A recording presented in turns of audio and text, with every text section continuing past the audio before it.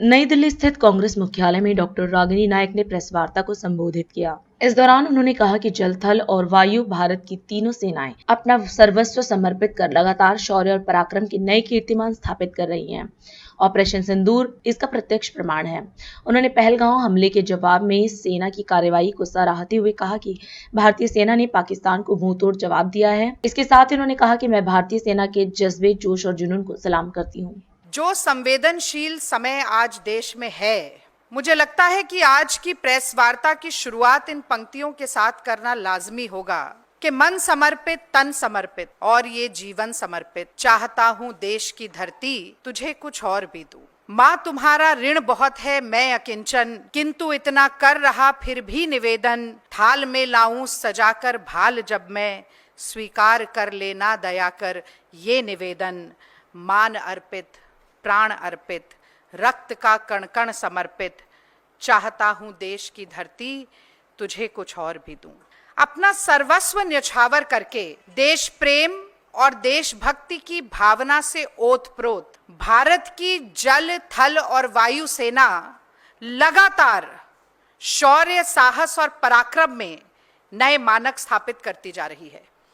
और आज ये प्रेस वार्ता करते हुए मैं बहुत गर्वान्वित महसूस कर रही हूं कि ऑपरेशन सिंदूर इस बात का प्रत्यक्ष प्रमाण है। पहलगाम हमले के बाद पाकिस्तान की ईंट का जवाब पत्थर से देने के लिए, पाकिस्तान के दांत खट्टे करने के लिए, पाकिस्तान की नाक में नकेल डालने के लिए, पाकिस्तान के आतंकी ठिकानों को, एयर डिफेंस सिस्टम को, F-16 जैसे जेट्स को और पाकिस्तान के तमाम नापाक इरादों और मंसूबों को नेस्तनाबूद करने के लिए भारत की सेना की जितनी प्रशंसा की जाए, जितनी तारीफ की जाए, मैं समझती हूं कि वो कम है। और इसीलिए आज की बात मैं अपनी सेना के आगे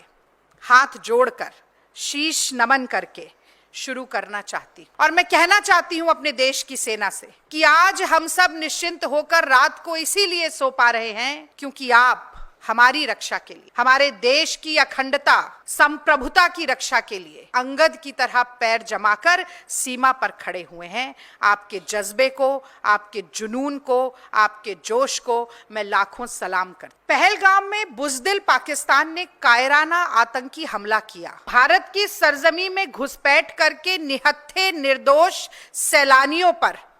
गोलियां चलाने वाले धर्म पूछकर मार रहे थे। कितने सुहाग उजड़े, कितनी मांग सूनी हुई, लेकिन भारत में, हिंदुस्तान में एक विवाहिता महिला के सिंदूर की कीमत क्या होती है, ये कर्नल सोफिया कुरैशी और विंग कमांडर व्योमिका सिंह ने न सिर्फ पाकिस्तान को बल्कि पूरी दुनिया को दिखाया। और मुझे गर्व है इस बात का कि न सिर्फ ये बताया कि एक विवाहिता, एक ब्याहता के सिंदूर के साथ खिलवाड़ और अपमान ये देश बर्दाश्त नहीं करेगा, बल्कि ये भी सशक्त संदेश देने का काम किया कि तुम धर्म पूछ रहे थे, अगर हिंदुस्तान का कोई एक धर्म है तो इस देश की संप्रभुता का प्रतीक तिरंगा इस देश का धर्म है। और मैं कहना चाहती हूं कि भारत मां का सपूत जब वीर गति को प्राप्त होता है तो इसी तिरंगे में लिपट कर आता है, उसकी जाति, उसका धर्म नहीं पूछा जाता। और मैं कहना चाहती हूं कि 1971 में जब भारत ने लोहा लिया पाकिस्तान से, क्योंकि पाकिस्तान की नापाक नजर भारत के तिरंगे पर आ गई थी, भारत की सरजमी पर आ गई थी, तो उसी तिरंगे का सम्मान बचाने के लिए पाकिस्तान के दो टुकड़े कर दिए गए। चाहे 71 का युद्ध हो, 99 का युद्ध हो, या इस बार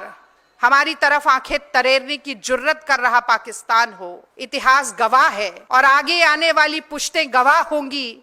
कि भारत की सेना ने किस तरह से पाकिस्तान के घुटने टिकाने और नाक रगड़वाने का काम किया। तो जब तिरंगे पर आंच आती है तो हर भारतीय कैसे एक हो जाता है, ये बताना बहुत जरूरी है, क्योंकि 26 जनवरी और 15 अगस्त के दिन इसी तिरंगे को सलामी देते हुए, इसी तिरंगे के नीचे खड़े होकर हर भारत का निवासी जय हिंद का नारा लगाता है। और मैं फिर बहुत गर्व के साथ कहती हूं कि भारतीय राष्ट्रीय कांग्रेस सबसे पुराना राजनीतिक दल, सबसे प्रमुख विपक्षी दल इस देश का है और इसी तिरंगे को आज हाथ में लेकर हर कांग्रेसी देश के हर प्रदेश में जय हिंद यात्रा निकालेगा। और इसलिए निकालेंगे क्योंकि दुनिया को यह संदेश देना बहुत जरूरी है कि पाकिस्तान की आतंकवादी गतिविधियों के विरोध में 225 करोड़ हिंदू, 20 करोड़ मुसलमान, 2.25 करोड़ ईसाई, 2 करोड़ से ज्यादा सिख, जैन, बौद्ध, पारसी सब एक होकर खड़े हैं।